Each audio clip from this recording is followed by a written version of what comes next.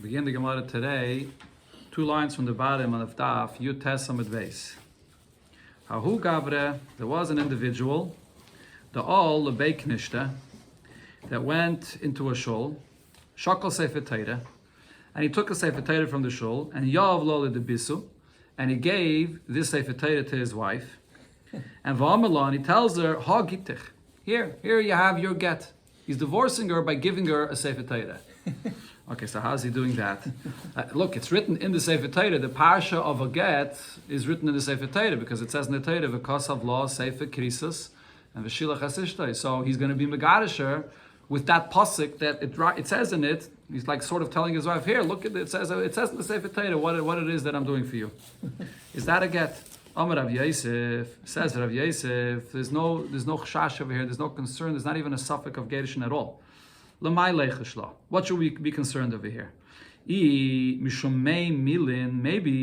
this person wasn't trying to divorce his wife with the Sefer Torah at all. Maybe what happened was he had no parchment to write the get on, and he took the Sefer Torah and he wrote on the other side of the Sefer Torah, on the outside of the Sefer Torah, he wrote the nusach of the get with mei milin. We had before in the Gemara, mei milin is this liquid that comes from when you soak gallnuts in it, and it creates a certain light writing. So maybe he wrote a very light writing on the outside of the Sefer Torah, and we couldn't see that it was written the nusach of the get, but maybe it was there.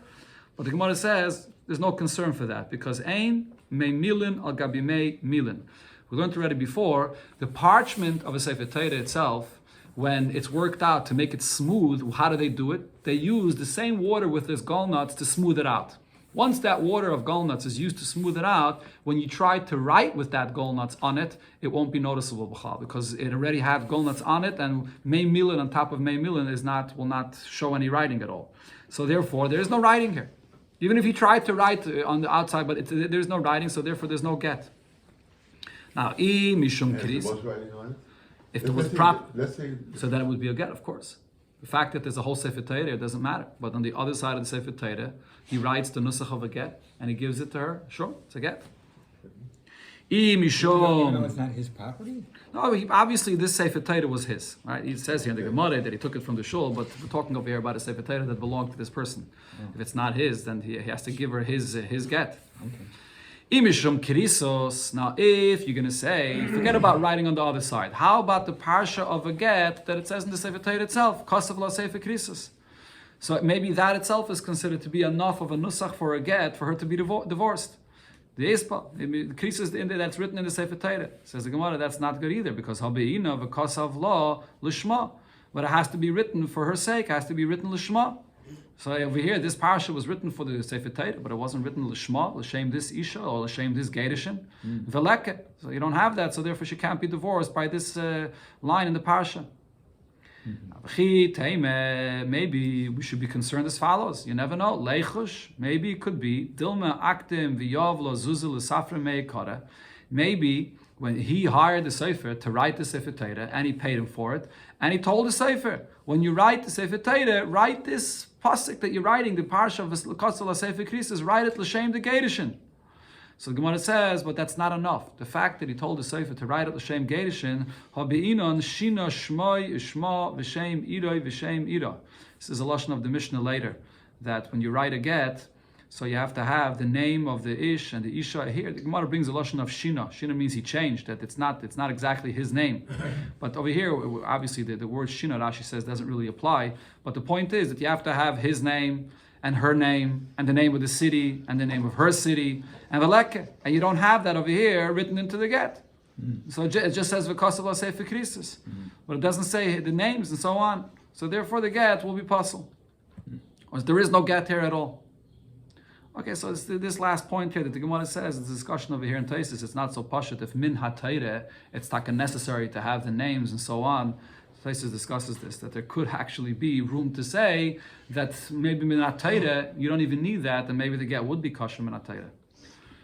Okay, so the Gemara says, it seems to be so obvious that using the Sefer Torah, you have no lishma here, you have no names here, that it's not kosher. So what was Rav Yosef's chiddush? Rav Yosef my kamashmalon. What was Rav Yosef's chiddush when he was saying that this Sefer Torah can't be used? So the Gemara says, it was really the first point that was the chiddush. She'ein mei milin al gabi mei milin. The fact that you can't use gallnuts, the water of gall that gallnuts is soaked in, to write with it, and why? Because it's written on parchment that was already worked out with this water of the gallnuts. That was his main chiddush. Because really, main milin is something that you could write with. But when it's put on a parchment that was already worked out with main milin, then it can't be used. That was his chiddush. That was the main chiddush of this case. But the other points are obvious, that it wasn't written lishma, and you don't have the names, and therefore it can't be used as a get. But you're saying also that the main milin is clear, right? It's not mamish clear. Oh. It's not mamish clear. It has a certain color, a pretty light color, but it does have a certain color. But on parchment, which was worked out with main milin itself, it doesn't show any writing. Amar Rav Chisda said, get shekosvay shaloi lishma. A get that was written, the halacha we just learned, the get has to be written lishma. So you wrote the get and it was written shaloi lishma. But then, the hever all of kol mis lishma, he writes again. On top of those letters that he already wrote, he writes a second time, black ink on top of black ink. And the second time he writes it lishma. So what do I say here? Do I say it was already written? The fact that you're writing a second time on top of what was already written doesn't change anything. Or do I say, no, now you're writing a second time on top of it, lishma, so it'll be kosher. Says the Gemara, Banu la machlokes Rav Yehuda v'Rabbanan. This seems to be connected and dependent on the machlokes of Rav Yehuda and Rabbanan regarding writing a Sefer Torah. The Tanya we learned in the Braise, Harei shehayit tzarich lichtav es Hashem. Person's writing a Sefer Torah that has to be written lishma, and he has to write the Eibish's name. That also has to be written, knowing that you're writing the Eibish's name with the right kedusha l'shem, writing the Eibish's name. But v'niskav lichtav Yehuda, he thought that he's not writing the Eibish's name. He thought he's writing the name Yehuda with a dalet in it. But v'tov lehitl by dalet. But then, thinking that he's writing Yehuda, he forgot to write that dalet. So basically, he ended up writing the Eibish's name, which was what he had to write here, Yud Kei Vav Kei. But he wrote Yud Kei Vav Kei thinking that he's writing Yehuda. So he wrote the Eibish's name Shaloi Lishma. So what does he do? Mavidol of Kolmes umekachay. So you just write again on top of the same letters you just wrote. Write again with the quill, and that's it. You mekadosh, then you write it Lishma, and it's good. Divrei Rabbi Yehuda. That's Rabbi Yehuda's opinion. Chachamim say, Ein Hashem and Amufcha. No, writing over again on the name that you already wrote once, Shalei Lishma, is not min Amufcha. It's not the way it's supposed to be, and therefore it's not going to be kosher. So the Gemara is saying that the same thing over here, just like by a Sefer Torah, it says here machlokes whether you could write over and then it will be Lishma. The same by a get. You wrote it Shalei Lishma, writing over again on the same writing Lishma, you have here a machlokes whether it's good or not. Amar Rav Acha bar Yaakov says, no, you can't compare it to a Sefer Torah. Dil Maloi, there's no comparison. Ad kan lekamri Rabbanan Hasam, the Rabbanan over there regarding the Sefer Torah that say that when you write it over a second time, it won't be good. So what were they saying? Elo de beina zeh keli vanveyu. Because regarding a Sefer Torah has to be written with beautiful letters. From zeh keli vanveyu, you learn out that you should beautify the Eibish's mitzvahs, hisnal fun of the mitzvahs. So when veleke, and when you write over the Eibish's name a second time, so it's not going to be beautiful. It's different pshatim with this. I think it's the Magen Avram. He says that when you write and then you write over a second time, the Sefer Torah looks like it has these like black spots in them. You have like a black spot because it's written with a stronger black because you wrote it a second time. So it comes out looking not nice. So therefore, he's saying that it's not going to be a beautiful Sefer Torah. That's the only problem with it. But over here, that there's no union of hidur mitzvah, that the get should be a beautiful get. So loy, over here, the Chachamim would say that it's okay, that you could write it over a second time. Huh? Okay, because it's not. Yeah, true, but it's only a Sefer Torah. You have to beautify a Sefer Torah. But a get, no, there's no way to beautify the get. Eibusha doesn't want a person to give a get. If he has to give a get, so he writes a get. But there's no way to be mahadir in the actual writing of the get. People don't frame a get and hang it up and write it on the back of the grocery bag. Okay, so Sometimes you're allowed to write over on Hashem's name. Yeah, that's what it says there. You're allowed, yeah. You're not erasing, you're writing over, right? You're writing over this Elamai, but it comes out not beautiful, so therefore it's not Zakelev Anveyo. No, he didn't write the Dalet. No, forget what happened over here is he didn't end up writing the Dalet, right? He wrote Yud Kei Vav Kei. He thought he was writing with a Dalet, but he did not write the Dalet. Then you write over, by doing that, you're erasing Hashem's name, no? No, you're not. You're just writing again. There's no erase. Black on black. Well, there's no erasing. Here, there's other Rishayim here in this Gemara. They bring it. There's other Rishayim that add over here also. Va'at kan le'kamer Rabbi Yehuda Hasan.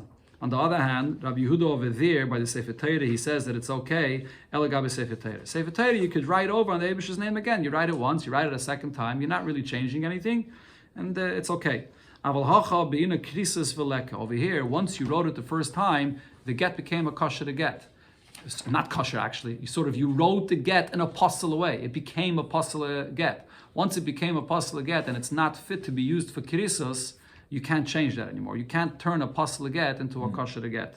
By Sefer Torah, there's a halacha of lishma. So if you did not yet do it lishma, so you'll write it a second time. You'll make it lishma. But by a get, once it becomes apostle and it's not krisos, you cannot change that anymore. That's another. So somebody showing him add this over here into the Gemara. Okay, sagt die Gemara weiter. Amar Rav Chisda. Rav Chisda said as follows: Yachilne lemivsalinu lekule Gittin alme. I could show you how really all Gittin are really possible. So Rav Chisda is basically like asking a question. He says he has a problem with the way we write Gittin today. Now, what is his problem? Amalei Rave. So Rave said to him, Rave said, "My time. What's the problem? What is the issue with the get? Ilaim is the problem. Mishum dechsiv v'kosav. The Torah says v'kosav that the husband is the one that writes the get.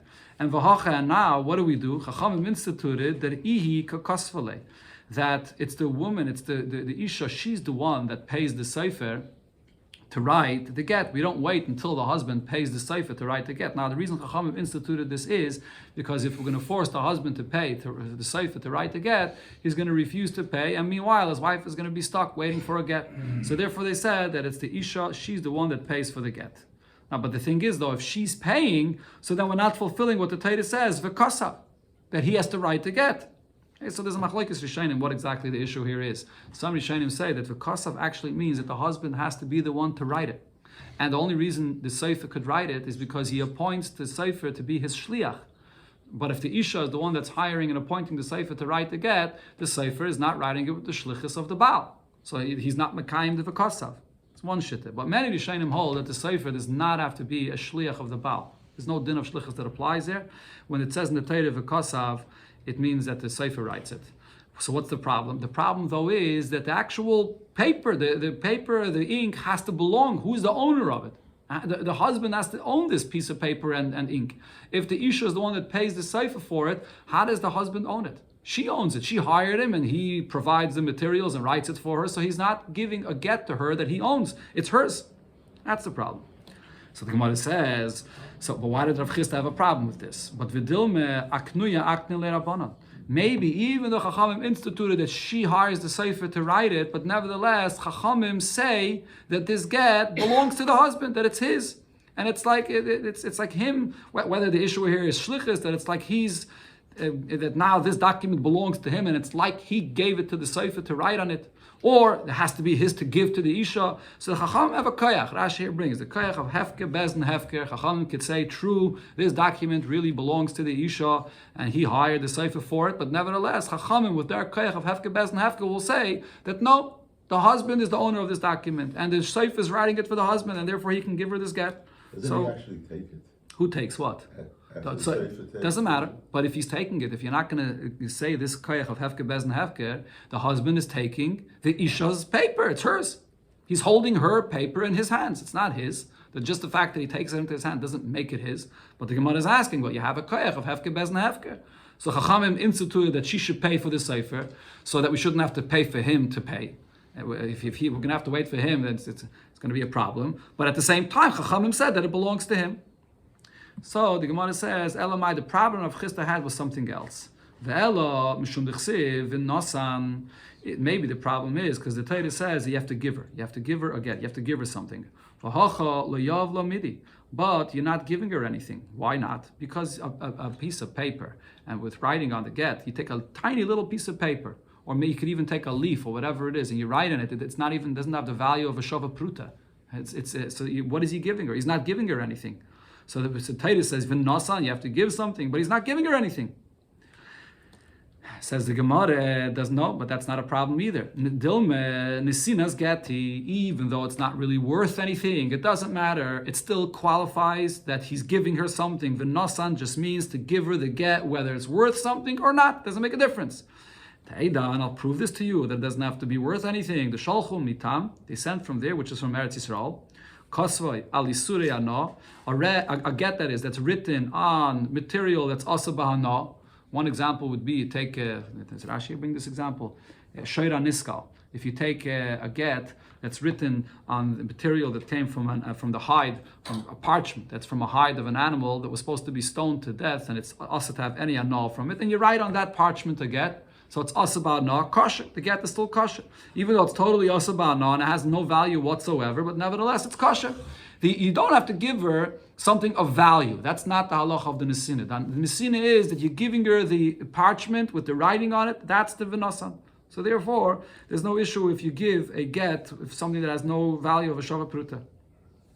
So here the Gemara analyzes this statement itself. So gufe sholchu mitam, they sent from Eretz Yisrael this halacha kosva al yisurei ano kosher. You write a get on something which is also to have any ano of it, it's kosher. Amar Rav Ashi says afanan nami tanina. We can prove this from what it said in the Mishnah before. The Mishnah here said alo ola shel zayis. You write a get on a leaf from an olive tree. It's going to be kosher. So a leaf of an olive tree is not a shava pruta, just one leaf, and you write on it a get. It has no value of a pruta either. So it's the same like writing it on a surei hana, which has no value. So we see that it doesn't need to have a shava pruta. Says the Gemara, no, we can't prove from our Mishnah. Dilme shani ala shel zayis, maybe writing it on a leaf from an olive tree is different. The chazi litz tarufi, even though this leaf itself does not have any value, but if you combine it with more leaves, if you bring another 5 leaves, whatever it is, it could be combined, and that it will have a shavis of a shava pruta. And Rashi says if you have enough leaves of the tree, it could be used to lie down on it, to make it comfortable. You could feed it for animals. So it's not that it's completely not shaykh to any value at all. It's just not enough of it. But by Isuri Hana, it's a much bigger chiddush. Isur Hana, it's completely osir, and there's no value to it whatsoever. So there's no source from our Mishnah that that's good for a get. Tanya in a Braisa we learned to Rebbe. Yoimer Rebbe said, "Kosval Isuri Hana." You write a get on something which is osir ba'ana kosher. The get is kosher. Nafak Levi. So Levi went out and darsha mishmei the Rebbe, and he darshan this. He taught this halach in the name of Rebbe. V'loi kosua. And they did not praise him. The Talmidim, they did not accept this halacha that was said in the name of Rebbe. So then, at a later opportunity, he went and said this halacha mishmei de Rabbi, and he said it in the name of Rabbi, meaning he didn't attribute it specifically to Rebbe, and he just said it as a stam halacha. Everybody agrees this is the halacha that it could be written on something which is asabana and the kolsua, and they praised him. Then they accepted it. So the Gemara says, Alma. From this I see Hilchas Kavasei, that we pass in this way. So Rashi's pshat here is the fact that Levi made such an effort to go and darshan it, that it should be known, even when he saw they didn't want to accept it. He found an opportunity to darshan it again in a way that they should accept it. It means that he wanted to make sure that they know that this is the halacha.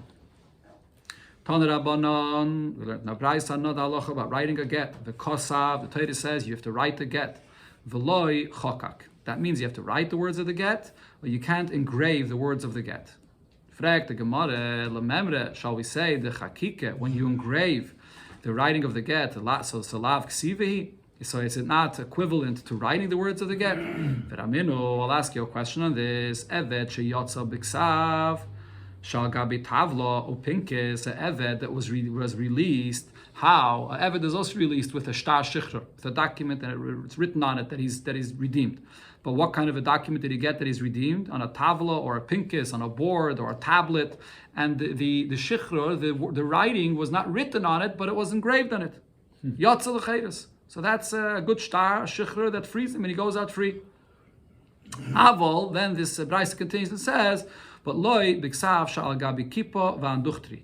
But what if you have a kippah? Kippah is some kind of a head covering that women use, and you embroider on it the writing of to free the evet, or an anduchteri is some other kind of ornament that the women wear, and you embroider on it this writing that for him to be freed. That's not a proper writing to be used for him to be freed, because it's not, the threads are not firmly in it that you can't separate. When you write something, so then the writing is kavua. But when you embroider just the threads in it, so you can just pull it out, the threads. So therefore it's not the proper writing, and so that's not acceptable. But the beginning of the Braisa clearly says that when you engrave the words of the shichra, that is good. So how can we say that chakika is not good? It's not a question. It depends what exactly you're doing when you're engraving the letters. The chak toiches. When we say that the engraving is not good, that's when you're engraving the surrounding of the letter. You're not engraving the actual letters itself, you're engraving the outside, the surrounding of the letters, which allows the shape of the letters to appear. That's what happens. But you never wrote the actual letters itself. You just sort of chiseled out around and around, which created those shapes of the letters. Okay, so you never wrote it. There's no v'kostav. You didn't write the letters itself. You just went around and the letters appeared. So there's no v'kostav. And the chok yereches. But if you're actually engraving the yereches, the legs and the shapes of the letter itself, so then it is a good writing. And that's what the Bryce was talking about when it said when you engraved and you used it to free an evet. As the Gemara and the Teiches loy, when you're only chiseling out around and the letters appear, that kind of engraving is not good. V'raminu, I'll ask you from what it says in the Braisa regarding the tzitz. The tzitz, what the kohen wears on his forehead. So it says lehoya ksavei shekeya. The writing it said on the tzitz kodesh laHashem. So it wasn't written or engraved on it. It wasn't engraved in a way that the letters were impressed. Ella bailet. But the letters of the tzitz were protruded of it. And Gittin rezav, like it is with the shapes and writing that you have on gold coins. Now, so the Gemara says, what do we see from this? V'hadin rezav, how do they have the shape of the writing or whatever picture you have on a coin? How is it engraved on it? The way it's done is that they chisel out the surroundings of it, and the writing appears in it. Right? So by the coins, it's not the actual shape or the letters itself that's engraved, only the surroundings. And we're saying the same thing to the tzitz, that it sits also, that the letters protruded. How did they protrude? Seemingly because they chiseled out around and around, and automatically the letters came and protruded. So if so, what's the Gemara's question? And by the tzitz, the Torah also writes, Rashi brings, it says the pasuk, Michtav b'tuchi chaysam. Has to be a writing. So you see that by the tzitz, when the Torah says it has to be a writing, even if you don't write the letters itself, you just chisel around and the letters appear, that qualifies for writing. So how could you say that if you're only going to do chiseling the surrounding, that it's not called a writing? Answers the Gemara, no, we have to understand the pshat in this brayso differently. Kedin rezav, yes, it does say that the letters of the tzitz appeared like the din rezav, that it was protruding, but v'loy kedin rezav. But it wasn't exactly the same as the writing on coins. Kedin rezav, it is similar to coins, the bailet, that the letters of the tzitz are protruding. But v'loy kedin rezav, but it's not like the din rezav. Why? Dilu asam teiches, because by the din rezav, so it's taka like we just described, that it's the outside, the surrounding that's sort of goes in, that you press in, and then the letters or the shape gets protruded. That's how it's done. But hacha yereches, but over here by the tzitz, it's the actual letters itself that you are pushing out. So Rashi says, how does it work by the tzitz? A tzitz and the coins are very different. A coin has a certain thickness to it. So what do they do in order to get that shape to protrude from the coin? They would take this piece of metal that had the shape in it, and they would put it on top of the coin and bang it down and press it down, and it would press down the metal. The pressure would allow the shape of the coin to protrude. Right, so you impress it, exactly. Again, so you have the coin itself that has a certain thickness to it, and on top of that, you put the metal with the shape, and that impresses the surroundings, and it allows the shape to protrude. By the tzitz, though, it wasn't thick b'chlal. The tzitz was a very, very thin plate. And how did they get the protrusion of the letters? From the back, from the other side. They protruded it, they pushed out, they shaped the letters. So you're actually shaping the letters itself, even though it's protruding, but the protrusion doesn't happen by the surroundings that you're impressing, it's by you pushing out from the other side the letters itself. So you're actually writing sort of the letters itself. So therefore it's good. That's called a michtav. But now the Gemara comes back to discuss this again regarding the coins itself. How is a take? You could ask a question on get. Yeah. No, before the Gemara answered already. Till now, the Gemara explained by a get, it depends if you're shaping the letters by the surroundings, by pushing in the surroundings, or if you're actually shaping the letters itself. That's what the Gemara said before regarding a get. But here the Gemara comes back now to the coins, and it questions how exactly does it really work by the coins. Ravina says to Ravashi, Reishma, this piece of metal that's used as this, how do they translate there, Reishma? This maybe, The indent. They use this again. Like how does it work with a coin? You have the coin itself, which is a flat piece of metal that does not have any shape on it yet, and then you take another piece of metal that already has the shape on it, impressed in it, and you put it on top of this coin, and then you bang it down and you pressure it in order for the shape to come out on the coin. But the question is, what exactly happens? Michratz choretz is what happens. The surroundings of the shape of this coin gets pressed in, and by it getting pressed in, by the surroundings getting pressed in, automatically the shape appears.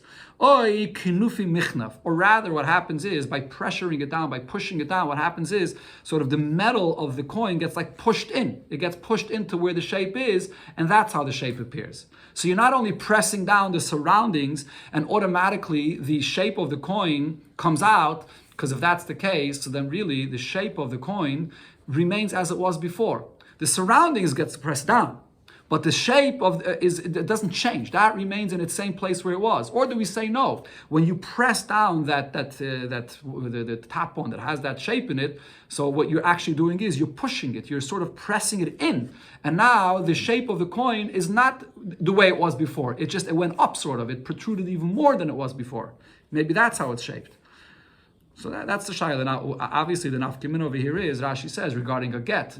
If you're going to write a get in this way, and you have the protrusion of the letters of the get, will it be kosher or not? If it's just the surroundings that are being pushed down, but the letters remain as is, it's not a good get. It's not a writing. But if you're going to say that when you press down the surroundings, you're not only pressing down, but you're sort of pressuring inward, that it gets pressed up, and that's how it creates the writing. So then it would be a kosher get. Malay, so the Gemara says, and this is what we already assumed before, michratz choretz. When you press down this with the signet to create this shape, all it does is it presses down the surroundings, and the letters just appear as is, and they do not change. And therefore, if you would do the same by a get, it wouldn't be good. So the Gemara discusses again regarding a tzitz. Eisvei, I'll ask you on this. What did it say regarding the tzitz? The writing of the tzitz was not impressed. It protruded. So if so, and the Braisa concludes, Gittin rizov, exactly like the protrusion of the writing on a golden coin. If what we just said is true, that by golden coins, when they put the pressure, so the surrounding of the shape goes down, and the protrusion is just there automatically, but it's not, you're not causing it to sort of gather to the middle, to come up. So how could you do the same for a tzitz? The Torah by the tzitz says that it has to be michtav pituche chaisam. It has to be a writing. You have to do something to change over here to create those letters. You can't just push down the surroundings and the letters appear automatically. Veleka, you don't have that here. So again, the Gemara gives the same answer as we said before, that Gittin Rizav, V'loi Gittin Rizav. The Braisa compared it to Din Rizav, but it's not exactly like Din Rizav.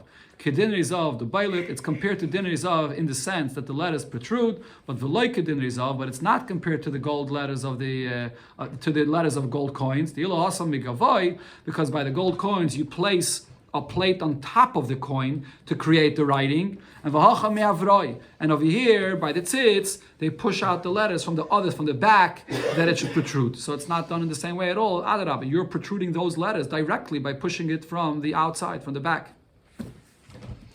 Okay, so this is the halacha of engraving in a get. Anu halacha says the Gemara boy minei Rave merav Nachman. Rav asked Rav Nachman the following shaila: Kosav lo get al tas shel zav. He writes a get for his wife on a golden plate. And V'amallah, and he tells her, Hiskabli gitech, here, this is the get, and Hiskabli ksubasech. Now this golden plate also has the value of your ksubah. This will be the payment of the money for your ksubah. So mahu, is this okay or not? So why shouldn't it be good? Just because she's getting both in one package, what's the problem? So Rashi explains, because the Torah says v'nosan, you have to give a get.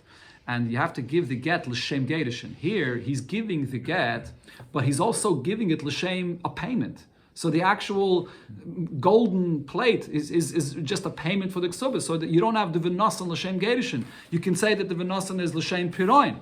So is that okay? Or you could say no, it's being given l'shem the get and l'shem the payment of the ksubah, so it's not a problem.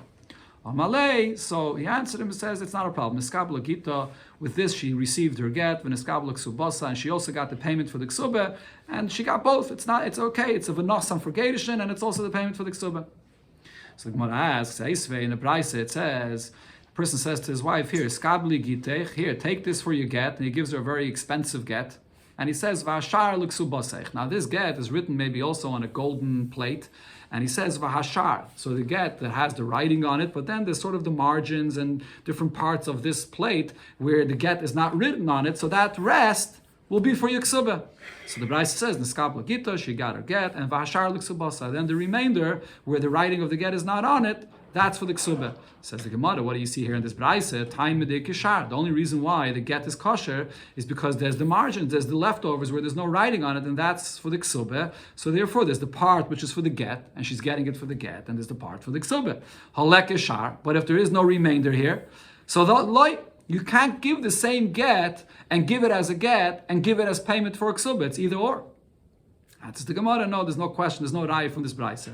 The truth is, even if there was no leftovers, no margins, that he's telling her that he's giving her for the ksuba, he's giving her the actual writing itself for the ksuba, it would be okay as well. But the chiddush of this Braisa is to say the opposite point. Let's say he gives her a get on this nice golden plate, and there's a lot of margins, there's a lot of leftovers.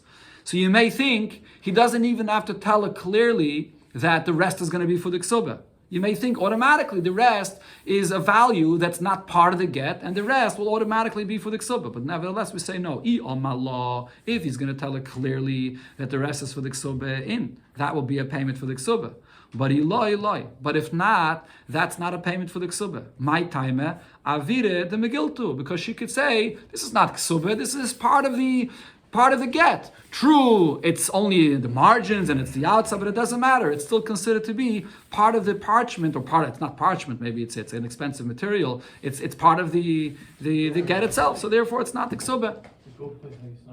Again, what?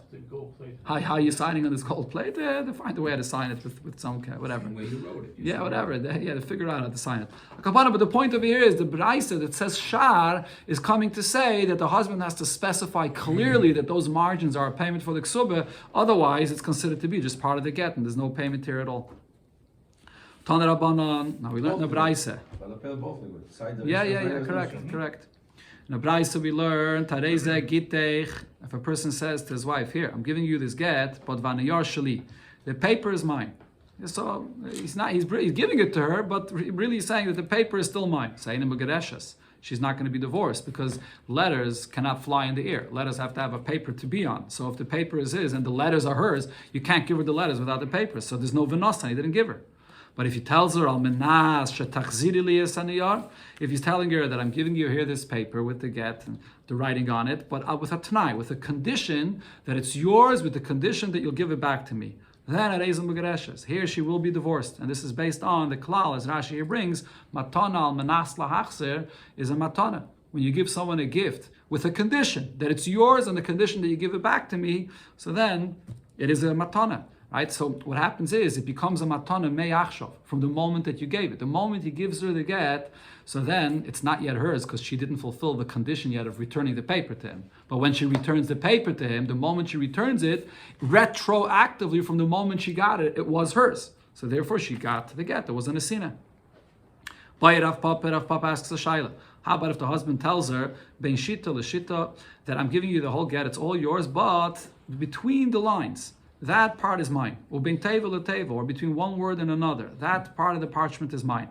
So what's the halacha? Do you say that it's not good because the paper is going back to the husband? Or do you say no, that it's only between the lines, between the words, so therefore it is a good get. The actual place where the letters are on, that's hers. Take it. So this remains unresolved. But the Gemara asks on this, shouldn't there be over here a completely different problem? And that is the Sefer Echad Amar Achmana. The Torah says when you write a get, v'kasav la Sefer Christus, it has to be one document, and v'lo shnayim u'shloisha svarim. And you can't give her a get which is 2 or 3 or even more documents over here. If he's saying that between the lines or between the words, that belongs to me, what that means is each line is sort of separated. Each line is a line for itself, which belongs to her, and then between belongs to the husband, and the next line is another sefer. So you have more than one sefer here. Answers the Gemara, no, the reason why Rav Papa did not resolve it with this point is because the Mu'ura, Leitzricha the Mu'ura, the case over here is that the letters from the top line and the lower line are going into one another.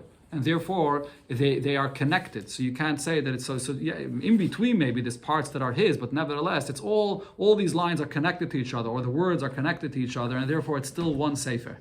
Taisus over here says, by Sefer Torah, the halacha is that you can't have letters touching each other. If they touch each other, it's puzzle. So what's the halacha by a get? So Taisa says, even if you would say that by a get, if the letters touch each other, it's going to be puzzle, but you could have a lamed that goes up into a ches, and it goes into the inside the ches without even touching the actual letter of the ches. Or you can have a langechof that goes down into a tes, and it doesn't touch the inside of the tes. So it is possible that without touching. But Taisus concludes that this halacha, that the letters have to be separated and there has to be mukkah gvil and they can't touch each other, is only by a Sefer Torah, which is learned from Ksiva Tamoch, Sav Tom. By a get, that psul does not apply, so theoretically it could even be touching each other. You can't, because one line has to be With with the sirtut, you have to have the sirtut. On one line. Okay, true. Yeah, but you can go through that as well. But the letters, Taisus says, by a get, the letters could be touching each other. Okay, sagt die Gemara weiter, bei Rami Bachame asked the Shaila, Hayu muchzakim be'eved. This Shaila here that we're going to learn now is related to what we learned in the Mishnah, that a person that owns an Eved, he can write a get on the hands of the Eved, and then he gives the wife the entire Eved as a get. So now what happens if Hayu muchzakim be'eved shushaloi? We know this Eved belonged to the husband. And the get kasav al yada. Now we see a get, the nusach of the get written on his hand. And she has the get. She has this eved now in her possession. So what happened? Mahu. What happened over here? We don't know how the eved got to her possession. Do we say probably the husband wrote the get on the hands of the eved, and he gave it to her. So it's a good get. The Eved went himself into the wife's property. He walked himself. The fact that he's now found in her possession is not enough of a proof that the husband gave him to her as a get. He walked there himself. That's a shayla. So we have no edus that saw how he got there. Omar Rave says, Rave, wait a minute. How's this even a shayla? Writing the get on the hands of an Eved is b'chlal a problem. The tapik lay, there's another problem here. The chsav sheyachal is dayafu. You write on any material that could be erased easily. It could be forged, is not a good writing. So writing on the hands of an Eved, which is something that could be easily erased, it's not like a paper, and the ink on the paper you can't erase. So how can you b'chlal write on the hands of an Eved? Says the Gemara, but didn't we have this in the Mishnah? The Mishnah gave this example of writing a get on the hands of an Eved. Rava that has this problem that writing on an Eved could be forged. Kashi masnisen. It's a question on the Mishnah. The Mishnah said, Allah yad shel Eved, that you could write a get on the hand of an Eved. Says the Gemara, no, the Mishnah is not a shaila. Why not? In the Mishnah, it's not a question because be'edei mesira. In the Mishnah, what it's speaking about is there are Eidim that saw the husband giving this Evet to his wife. And it follows Rabbi Lazar's opinion. We'll see later in the Daf Chav Beis, the Gemara Mishnah there, the Gemara will explain that according to Rabbi Lazar that says that it's the Eidim Misira, that are the main Eidim that make a get kosher, even if the document is such a document that could be forged, it doesn't matter. We rely on the Eidim Misira that read it and saw it and it's kosher. So in our Mishnah, we could say that we're relying on the Eidim Misira that saw the husband give the get to the Isha. It doesn't matter that it could be forged. But Rami Bachame is asking a shaila about this get that's written on the hand of Eved, and now it's found in the possession of the Isha, and there are no Eidei Mesira here. So you're relying on the Eidei Chsime in the get, like the opinion of Rab Meir. Eidei Chsime that are signed in a get, which is Rab Meir's opinion, that has to be dafka writing that can't be forged. So, but in the hands of an Eved, it could be forged. So how is it B'chlal Kasha? So that was the question of Rava. Says the Gemara, Rami Bachame Nami Lekashe. But even on Rami Bachame, it's not a question. Why not? B'ksayv kaka. Because you could say that what happened over here is it was tattooed into the hands of the Eved. And that's something that cannot be erased, and you cannot play around with such a writing. So, and that was a shaila, and now it's found in the possession of the Isha, is how did it get to her? So the Gemara says, Hashtra dasas lahachi. If you explain Rami Bacham Shaila this way, so Masnisan Lerav and Nami Loy Tikshi, you could say the same regarding the Mishnah. You don't have to say the Mishnah is speaking about Eidei Mesira according to Rabbi Lazar, but you could say B'ksayvas Kaka, that it was tattooed into the hands of the Eved, and therefore it's even according to Rabbi Meir, it's a good get. Okay, but the shaila now remains a shaila. How did it get to the hands of the isha? Do we say the husband gave it to her or not? So what's the answer to this shaila? Tashema, the answer is the Amar Reish Lakish says that hagoidris elem chazakeh. That goidris, which is an expression that for animals, Rashi brings it, gidris tzayin, animals that's found in someone's possession, there's no chazakeh that it's his. Usually the halacha is regarding metaltalin, any movable items which is in your possession, the very fact that it's in your possession, you have a chazakeh, that it's mine. Unless it's something which is usually borrowed or rented. But a regular item, the very fact that it's by you is a raya that it's yours. But if it's animals or an eved, there's no raya that it's yours because the animals and the eved could walk on its own and it walked into your possession. So over here as well, the fact that that this eved with the writing of the get is on her hands is no raya at all. We could just say that the eved walked into her house or into her possession. Rami Bachame asked the shaila, Again? No, yeah, no. Correct. If the husband is giving the get to the Eved by writing it on the hands of the Eved, he's going to have to pick up the Eved and give it to the Isha. He has to pick up the Eved. Can't walk in, exactly. Rami Bachame asked the shaila, if he knew that it was a tablet that it belonged to her. About the get kasav alel, now we see a get written on it, and the husband has this tablet in his possession with the writing of a get in it. So mahu, what's the halacha now? We know that this tablet belonged to her. So what's it doing now in the husband's possession? Do we say aknuye aknisale, that probably she knows that she has to get a get and the husband has to write it on his document, so she gave it to him. She gave it to him and he acquired it to be able to write the get for her. Or do I say, Isha lo yada laknuye, a woman that knows that the husband is writing the get and giving it right back to her, she doesn't realize that she has to properly sell it to him, that she has to properly give it to him. She sort of thinks in her mind, I'm sort of lending it to him. He's going to write the get and give it right back to me. So there's no proper kinyan. She never gave it to him as a matana gemura. So the husband is not giving him a document which belongs to him. You said before, it doesn't have to be his. No, it does. No, the Gemara, of course, the get has to be his. It doesn't have to have value of a shava pruta. It could be a asabahana, but it can't belong to the isha. It has to belong to him, even if it's something which is asabahana or has no value at all. But if it's a document that belongs already to the isha, he's giving something that's hers. It's not that's no nesina b'chlal. Amar Abaye, so Abaye says, Toshima, bring you a raya here from the following brayse. It says, Afu Hayid al Kfar Cotton. So he testified here. Rashi says this is Rabbi Yehuda ben Bove, or others say that it was Rabbi Chanina's Gana Kainim. So he testified about a village, Shahaya B'tzad Yerushalayim, that was in the side of Yerushalayim. V'haya B'Zaken Echad, there was an older person there. V'haya Malva L'chol B'nei Akfar, and he would lend money to all the people in the village. V'kaisav B'ksav Yadai, and he would write himself a document about the loan, the start of the loan. He would write it himself. And he would bring others, he would bring Eidim to sign on this document. Now, how does it work by the document of a loan? Document of a loan is obviously a document that the Malva has to hold on to in order to collect money with it. But who's supposed to write the document of this loan? The loive. The loive that's borrowing the money, he's the one that has to provide the material and he's the one that has to write it. And then he has to give it to the Malva that's lending him the money. Okay, and this is similar to the way it is by every sale. By every sale, we'll see here, the Gemara is going to bring the part by a sale. Who's the one that writes the document by a sale? So the makna, the one that's selling the property, he's the one that has to write the document. And then after he writes the document, he gives the document to the buyer. Right? So the same thing over here, by a loan, the one that writes the document is the one that borrows, and then he gives it to the lender in order to be able to collect with it. Just similar to a buyer, that a buyer can now have this document in his hands to be able to get his property that he bought. Now, this story came in front of the Chachamim that over here, this Zaken would lend money, and over here, who was writing the shtar? Not the loive, the way it was supposed to be. The Malva was the one that was writing the shtar. This Zaken, he himself wrote the shtar. V'chshiru, and the Chachamim said it's kosher.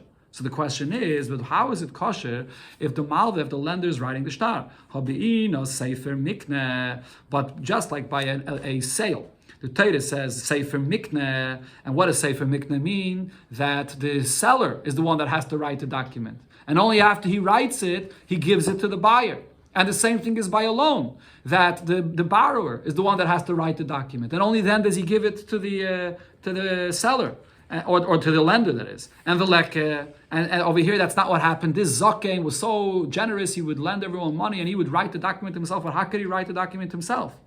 El olav, says the Gemara, Mishom damrinon aknuye maknalu. What must have happened over here is this zaken wrote the document himself, but then he gave it over to the loive, that it should belong to the loive, and only then the loive gave it back to the makna. So I see that I can rely on this, that even though the zaken, when he was lending money and he's giving it to the loive, to the people that were borrowing money from him, he's giving it to them, and they're giving it right back to him. So even though they're giving it right back to him, we don't say that people look at it just as like he's like lending them this document. No, it's a proper kinyan. He's writing the document himself, and then he's giving them the document, and then they give it back to him. So we could say the same thing by a get. By a get as well, if the tablet belonged to the woman and she gives it to the husband, and then the husband gives it back to her, the husband has this document in his possession, and the woman gave it to him properly. Okay, this is a one shot in the Gemara here. In the Gemara here, it's not spelled out clearly here, this point that I just said, because in the Gemara, it only brings about Sefer Mikneh. But the Pashtos, Sefer Mikneh, is speaking about a sale. And the story that the Gemara brings about this person that was lending money to people is not talking about a sale, it's talking about lending money. So many Rishonim say that we're comparing lending to buying. It's a similar thing. But Taisus over here says you can't compare lending to buying. It's two different things. Elamai, those people that were borrowing money from him, they were probably also selling him their properties. And so the Gemara doesn't spell it out, but it's Mistam over there was a kinyan as well. Okay. Taisus. Omar Rave, so Rave says, no, there's no rai over here from this braise. My kushya. What's the problem over there with that story? Dilme zaken shani. When it comes here to this zaken over here that was in that village, and he was lending money to people, and he was writing the shtar himself, even though the loiv is supposed to write the shtar. But by the zaken, it's different. The yada la knuye, we could rely on this zaken that he understands that after he writes the document, he has to now give it over to the loive, that it should belong, be owned properly by the loive in order for him to have this document, then to give back to him to use as a proof. But when it comes to a isha that has to give the tablet to her husband to write the get on it, she doesn't realize, she doesn't understand that it has to be owned by the husband. So maybe she's only sort of lending it to her husband. So how can we rely on the husband writing a get in this? So therefore the shaila still remains a shaila.